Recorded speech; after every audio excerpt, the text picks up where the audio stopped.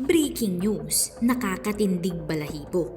Pangulong Bongbong Marcos, viral matapos ang nakakaiyak na tagpo. Ito pala talaga ang dahilan kung bakit galit na galit sa kanya ang mga kalaban. Ito na nga mga kababayan, tanging si PBBM lang naman kasi ang nakagawa nito sa buong kasaysayan ng Pilipinas. Ito lang naman pala ang rason kung bakit pilit siyang pinapababa sa pwesto bilang presidente. Naku po, kaya naman mga kababayan, wag na natin itong patagalin pa. Samahan niyo ako at sabay-sabay nating alamin ang mga maiinit na balita sa araw na ito.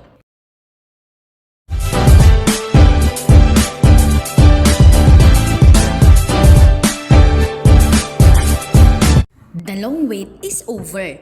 Todo ngiti ang agrarian reform beneficiary na si Tatay Eliseo Toscano, 73 years old ng Matalam, Cotabato, na sa wakas ay natanggap niya rin ang kanyang titulo ng lupa sa pamamagitan ng programa sa reforma ng lupa ni Pangulong Ferdinand R. Marcos Jr. sa Cotabato. Mismong si Pangulong Bongbong Marcos ang nag-abot ng titulo kay Tatay Eliseo na 25 years na niyang pinangarap. Sabi ni Tatay Eliseo na tumagal na nga ng 25 years na taon bago tuluyang makuha ang kanyang titulo ng lupa na naging posible lamang sa pamamagitan ni Pangulong Marcos na personal na nagbigay sa kanya ng electronic titles para sa kanyang lupa. Sa kanyang nakakaiyak na talumpati, ipinaabot ni Tatay Eliseo ang kanyang lubos na pasasalamat kay Pangulong Marcos sa pagsasabatas ng bagong Agrarian Emancipation Act at o ang kagalakan dahil Republic sa Act wakas No. 11953 noong July 2023. 2023. Pinasalamatan din niya si DAR Secretary Conrado Estrella III sa pagtulong na matupad ang kanyang pangarap na magkaroon ng sariling lupa. Matatandaang nilagdaan ni Pangulong Marcos noong July 2023 ang New Agrarian Emancipation Act para sa kapaki-pakinabang na humigit kumulang 610,000 Pilipinong magsasaka na nagtatanim ng higit 1.7 million hectares ng mga lupain sa mga reformang agraryo.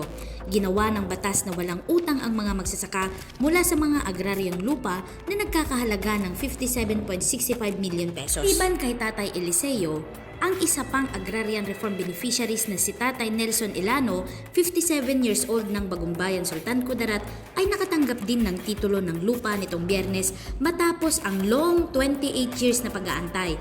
Kasama din nila si Tatay Nicolas Soliman, 77 years old ng Sarangani, na nag-antay din ng 22 years para makakuha ng kanyang titulo ng lupa. Sinabi ni Pangulong Marcos na masaya siyang personal na ipamahagi ang mga titulo ng lupa sa mga agrarian reform beneficiaries. Aniya, palaging uunahin ng gobyerno ang kapakanan ng mga magsasaka gaya ng nakikita sa ilalim ng bagong Pilipinas. Umaasa naman si Pangulong Bongbong Marcos na ang ipinamahagi ng mga titulo ng lupa ay makakatulong sa pag-angat ng buhay ng mga magsasaka at sa kalaunan ay matupad ang kanilang mga pangarap para sa kanilang mga pamilya at sa bansang Pilipinas. Sa sideline ng pamamahagi ng titulo ng lupa, sinabi ni Pangulong Bongbong Marcos na hindi siya titigil hanggat hindi na ipamamahagi ang lahat ng titulo ng lupa sa mga agrarian reform beneficiaries sa buong bansa. Sa puntong ito, pakinggan po natin si Ginoong Eliseo Toscano, isa sa mga agrarian reform beneficiaries mula sa Matalam, Cotabato, para sa kanyang tugon.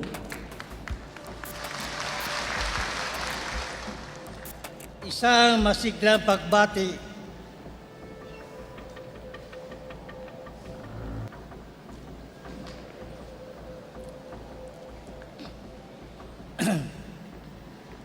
na magandang araw po sa ating lahat. Ako po si Ginoong Eliseo Toscano, 73 taong gulang ng Barangay Manabuan, Matalam, Cotabato. Lubos po aking tuwa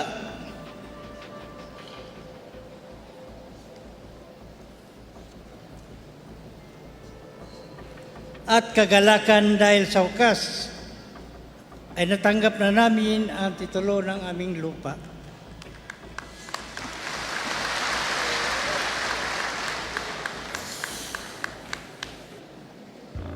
Sa ngalan ng lahat ng benepisyaryo ng Rion 12, nais po namin magpasalamat sa ating Pangulo Ferdinand Marcos Jr. sa pagsabatas ng New Agrarian Emancipation Act of 2023 noong ikapito ng Hulyo ng nakaraang taon. Malaking tulong po ito at kaginhawaan sa aming mga magsasaka dahil binura na ang aming pagkakautang sa Land Bank of the Philippines sa loob ng 30 taon. Agyaman kami, Apo Presidente Marcos. Maraming salamat din sa ating DAR Secretary, Conrado Estrella III, sa kanyang aktibong suporta sa pagpapatupad ng programa ng DAR para sa kaayos ng buhay naming mga benepisaryo. Sa lahat ng bumubuo ng DAR Regional Office 12 na pinamunuan ni Regional Director Mariani Lauban Baonto at sa DAR Cotabato Provincial Office na pinamunuan ni Parpo 2 Evangeline Bueno, maraming salamat sa inyong dedikasyon at pagsusumikap sa pagtupad sa inyong mga tungkulin. Saludo po kami sa inyong masigasig na pagtrabaho upang mapasakamay namin ang e-titles under Split Project. Makaasa po kayo na ang bunga ng inyong pagsisikap na kami ay mahatiran ng kaukulang serbisyo ay susuklian namin ng bayong pagsusumikap. Bilang mga ERB, gagawin po namin ang lahat upang mapagyaman at mapagalagaan ang lupang inyong ipinahagi sa amin. Maraming salamat po at naway pagpalain tayo ng makapangyarihan Diyos.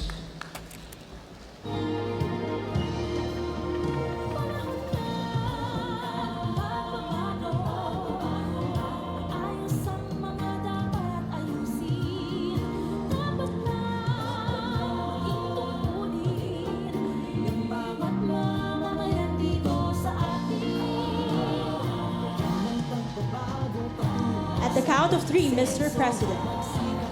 3, 2, 1.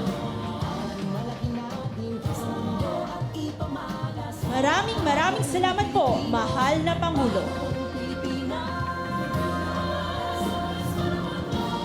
Dito na po nagtatapos ang ating programa.